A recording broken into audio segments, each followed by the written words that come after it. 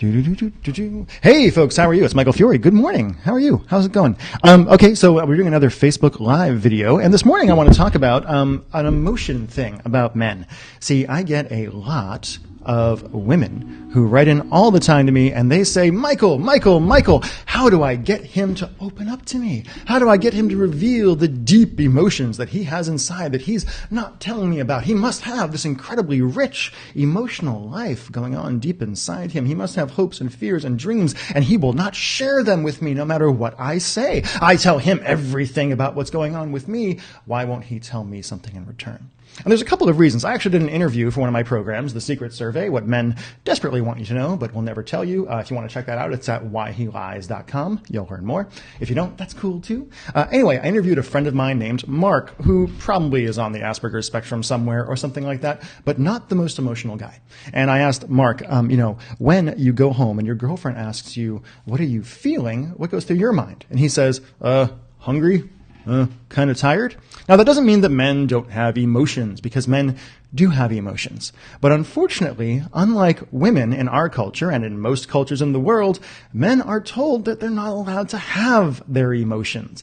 When I was a little kid, I was a very emotional child. I cried constantly as a little boy. I got beat up a lot in school because I cried too much. I was too emotional. I was very sensitive, which turned out to be a pretty good thing now that I'm in my 40s because, hey, I can do this kind of work. But as a kid growing up in Massachusetts, it didn't go so well. Whenever I cried or whenever I was soft in any way, I was like, what are you, some kind of fucking fag? What's going on here? I'm sorry I swore. I didn't mean to. Please don't report me to the Facebook police. But I got mocked. I got beaten up, quite literally. I got told that as a boy who was hopefully going to become a man, it was not okay to have these softer emotions. Boys don't cry. Boys are not soft. If you do that, you're gay. You're a girl. You're a pussy.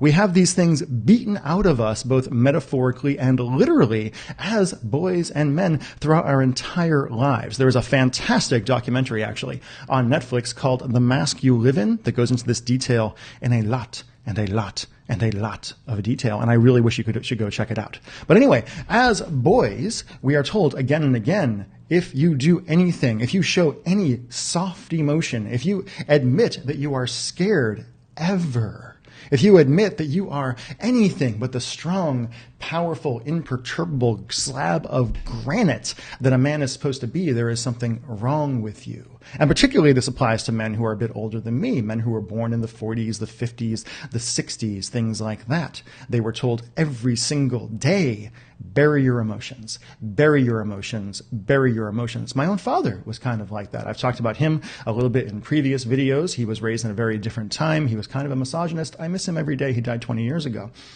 But he was told again and again, don't have these emotions. He turned to alcohol. He buried his emotions in alcohol. He would never go to a therapist. He would never open up to his wife, my mother, anyone like that. Now, me, myself, like I said, I cried a lot when I was a little kid. I had pretty decent reasons to. I grew up in a very emotionally violent household. It wasn't great.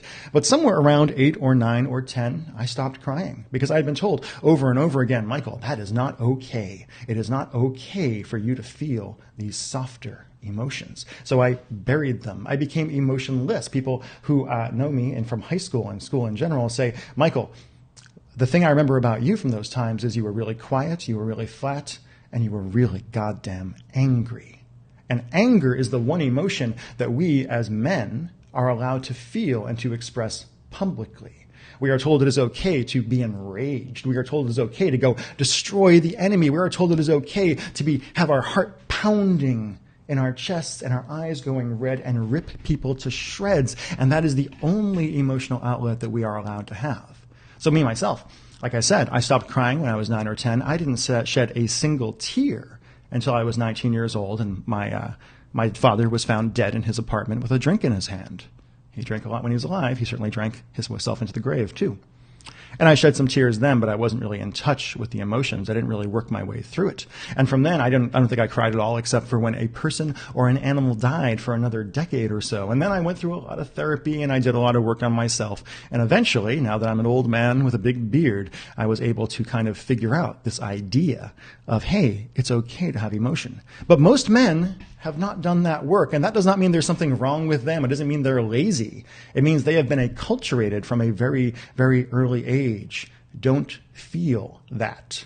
You're not allowed to feel that. What is wrong with you if you feel that? What are you, a fag? I mean, that word for people of my generation and earlier, I'm really glad it isn't used nearly as much now. I've been watching some movies recently from the 90s, and it's amazing how often that word is bandied about in a way it simply would not be today. And that makes me happy because I hate that word.